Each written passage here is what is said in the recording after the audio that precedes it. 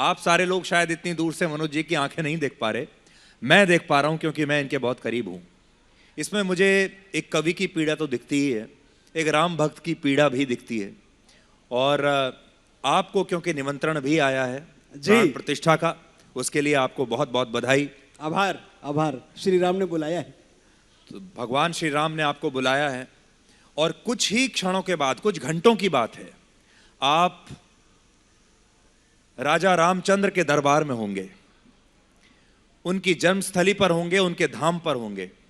तो होता है ना कि किसी के लिए सैकड़ों वर्षों तक इंतजार किया, और जब वो घड़ी आए कि जब आप राजा रामचंद्र के दरबार में होंगे, भगवान श्री राम आपके सामने होंगे, आप कभी सोचते हैं कि क्या कहेंगे आप उनसे? उस समय आपकी भावनाएं क्या होंगी? उस समय आपका किस प्रकार का अनुभव आपका हो सकता है? आपकी धड़कन तो जरूर तेज होती होगी। आज आप मुझसे ये प्रश्न पूछ रहे हैं, मेरी आंखें भीग रही हैं। मैं इस सवाल पे रो रहा हूं।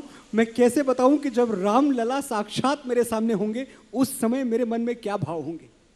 मैं सिर्फ कल्पना कर सकता हूं और प्रभु से इतनी शक्ति मांगता हूं कि मैं जीवित रह जाऊं उस क्षण। कहीं ऐसा ना हो कि मारे खुशी के धड़कन ही बंद हो जाए। जीवित रखना प्रभु, बस। अद्भुत क्षण है। पता नहीं 500 साल, पूरा इतिहास उठा के अगर आप देखें, 500 साल हम लड़ते रहे और कितनी शांति प्रियता के साथ लड़ते रहे। आपको मैं बताऊं भाइयों, आप सब पढ़े लिखे लोग हैं, पूरी दुनिया का इतिहास देख रहे हैं, सोच के बताइएगा, क्या यह संभव था कि दुनिया के किसी भी देश में, किसी भी इलाके में एक मेजॉरिटी से 100 करोड़ लोगों से उनके आराध्य भगवान छीन लिए जाएं और खून की नदियां ना बह जाएं? संभव नहीं था। सिर्फ हिंदुत्व में यह मर्यादा थी, यह शांति प्रियता थी, क्योंकि हमने भगवान श्री राम से सीखा था। हम न्यायालय में गुहार लगाते रहे, अर्जी लगाते रहे, फरियाद लगाते रहे, हमको हमारे भगवान का मंदिर दे दो, हमको हमारे भगवान का मंदिर दे दो। 100 करोड़ हिंदू इतने सहनशील। और अब तो मुझे लगता है सचमुच कि अगर विश्व शांति का नोबेल पुरस्कार किसी को देना है तो किसी एक व्यक्ति को नहीं, 100 करोड़ हिंदुओं को देना चाहिए। ऐसी शांति प्रियता दिखाई। बिल्कुल, भारत माता की वंदे वंदे वंदे। अब जब आप वंदे मातरम बोल रहे हैं तो मुझे याद आता है कि मस्जिदों के मिंबरों से कुछ मौलाना साहब हमारे भोले भाले मुसलमान भाइयों को भड़काते थे। अरे वंदे मातरम मत बोलना, कुफ्र हो जाएगा, शिर्क हो जाएगा, ये तो मजहब के खिलाफ है। उन मुसलमानों को आप बता रहे हैं कि ये शिर्क है, कुफ्र है, जो दिन में 5 बार झुक के इस वतन की मिट्टी को चूमते हैं, उनको आप बता रहे हैं?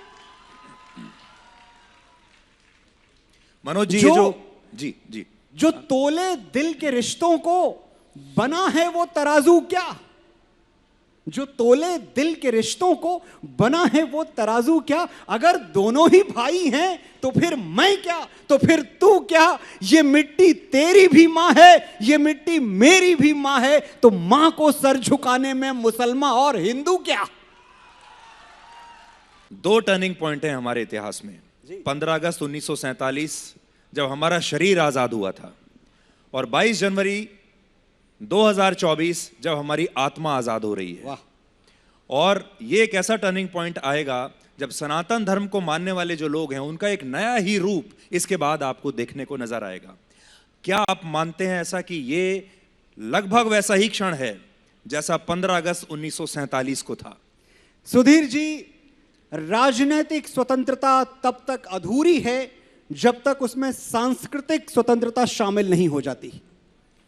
मैं समझता हूं 15 अगस्त 1947 को स्वतंत्रता के यज्ञ का शुभारंभ हुआ था। 22 जनवरी 2024 को उस यज्ञ की पूर्णाहुति होगी। 22 जनवरी के बाद आप इस देश में, हमारे समाज में कैसा बदलाव देखने की उम्मीद रखते हैं? आपको कैसा बदलाव दिख रहा है आते हुए? राम राज्य मुझे आता हुआ दिख रहा है। मैं ये देख रहा हूं कि ऐसा कोई देश दुनिया में नहीं है। मैं भी पूरी दुनिया घूम चुका हूं, साल भर घूमता रहता हूं। यहां बैठ के शायद हमें कुछ लोग बहकाते भड़काते रहते हैं कि भाई उस देश में ऐसा है, इस देश में वैसा है। कोई देश दुनिया में ऐसा नहीं है जिसके पास अपनी शेयर ऑफ प्रॉब्लम्स ना हो। सबके पास समस्याएं हैं, सबके पास कुछ ना कुछ तकलीफें हैं। लेकिन आप ये देखिए कि सिर्फ 75 सालों में आज़ादी के जिस तरह से हमने विकास किया है, और पिछले कुछ सालों में आप देखिए, पिछले कुछ सालों में मैं तो इसको भगवान राम लला के आने से जोड़ के देखता हूं कि 2019 में सुप्रीम कोर्ट कहता है कि हाँ भैया मंदिर बनना चाहिए, और देखते ही देखते पलक झपकते कुछ वर्षों के भीतर हम दुनिया की 5वीं सबसे बड़ी अर्थव्यवस्था बन जाते हैं। यह मजाक की बात है। हमने एक टारगेट दिया हुआ था अपने आप को, हमारी सरकार ने टारगेट दिया हुआ था कि 2029 तक $5 ट्रिलियन की इकोनॉमी बनना है, और मैं समझता हूं कि सरकार का ये जो टारगेट है ये 2029 तक उसकी जरूरत नहीं पड़ेगी। 2027 या 28 तक हम $5 ट्रिलियन की इकोनॉमी बन के दिखाएंगे, आप बना के दिखाएंगे अपने देश को। आखिर में आपसे यह जानना चाहूंगा, रामायण काल में सीता जी की अग्नि परीक्षा मांगने वाले लोग थे, उस समय भी ऐसे लोग थे, ताना मारने वाले लोग थे, उस समय भी एक धोबी था। और आज इतनी बड़ी राम लहर देखने के बाद भी आज भी अग्नि परीक्षा मांगने वाले लोग हैं, और आज भी कुछ ऐसे लोग हैं जिन्हें ये इतनी बड़ी लहर, इतना बड़ा जन सैलाब, लोगों की ये भावना दिखाई नहीं दे रही, और वो कोप भवन में बैठे हैं और वो यहां आना नहीं चाहते। बड़े उदार मन से भगवान श्री राम का ध्यान करके इन सब मूर्खों को क्षमा कर देना चाहिए। देखिए, ये भगवान राम के हाथ से छूटे हुए डूबे हुए लोग हैं, इन पे तरस खाइए, इन पे दया करिए, इनसे क्रोधित होने की कोई जरूरत नहीं है।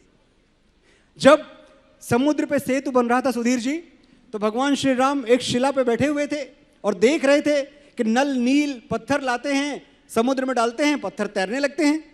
भगवान बड़े रोमांचित हो गए। उन्होंने कहा कुछ पत्थर मैं भी तैरा के देखता हूं। भगवान श्री राम ने एक पत्थर लिया, समुद्र के पास गए, समुद्र में छोड़ा, और वो पत्थर साथियों डूब गया। भगवान उदास हो गए। बजरंग बली वहीं खड़े थे बगल में, उन्होंने प्रभु को उदास देखा तो उनके पास आए और बोले, प्रभु उदास ना हो, जो आपके हाथ से छूटेगा वो तो डूब ही जाएगा। तो ये भगवान के हाथ से छूट चुके हैं, और इस देश की जनता, ये जो नौजवान साथी मेरे, ये जो बड़े बुजुर्ग, मेरी बहनें, ये सब यहां बैठे हुए हैं ना, ये सब मन बना चुके हैं कि जो 22 जनवरी को नहीं आएगा वो 2024 में भी नहीं आएगा। मनोज जी, आपने तो रामचरितमानस का, वाल्मीकि रामायण का इतना अध्ययन किया है।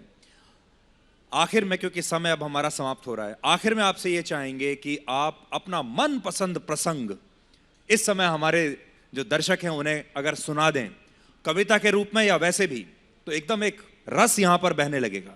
देखिए, अनगिनत प्रसंग हैं, लेकिन मैं, क्योंकि यहां इस वक्त बहुत सारा यूथ है, बहुत सारे नौजवान हैं, 2 पंक्तियों में मैं एक घटना आपको सुनाता हूं। आप सबको पता है कि भगवान श्री राम का जन्म चैत्र मास की 9वीं तिथि को हुआ था। कुछ विद्वान कहते हैं 7,500 वर्ष पहले हुआ था, कुछ लोग कहते हैं लाखों वर्ष पहले हुआ था, पर इस पे एक मत है कि 7,500 वर्ष पहले, बहुत लोग ऐसा मानते हैं, चैत्र मास की 9वीं तिथि को भगवान जन्मे। अब देखिए, भगवान के जन्म का समय क्या था। भगवान के जन्म से पहले भविष्यवाणी हुई थी कि बालक ने यदि दिन के पहले हिस्से में जन्म लिया तो दुनिया का सारा यश, वैभव, कीर्ति, संपदा सब उसके चरणों में होगी, और अगर बालक ने दिन के दूसरे हिस्से में जन्म लिया तो उसको असाध्य कष्ट झेलने पड़ेंगे, असाध्य वेदना झेलनी पड़ेगी, राजपुत्र होकर भी सन्यासियों की तरह जीना पड़ेगा, गृह त्याग करना पड़ेगा, वनवास लेना पड़ेगा। तो भगवान का जन्म कब हुआ? ठीक दिन के बीचों बीच दोपहर में, जब न सूरज पूरब में था न पश्चिम में, आकाश के मध्य में चमक रहा था। तो भगवान श्री राम ने जन्म के साथ ही मुझे और आपको यह संदेश दे दिया था कि अगर मेरी तरह तुम्हारे अंदर भी अंगारों पे चलने का दम है तो जो सफलता मिल जाए, जो कामयाबी मिल जाए, वो कम है। हम सब का जन्म, आपकी जन्मपत्री में कोई भी समय लिखा हो साथियों, लेकिन हम सब का जन्म दोपहर के समय हुआ है। हम सब भगवान श्री राम के वंशज हैं। हो सकता है हमको भी वनवास सहने पड़े, हो सकता है हमको भी दुनिया की सारी अवमाननाएं, सारे कष्ट झेलने पड़े, लेकिन एक दिन हमारा राज्य आएगा, हमारा राज्याभिषेक होगा और एक दिन जय श्री राम के जयकारे लगेंगे। इसमें कोई संशय नहीं है, कोई डाउट नहीं है।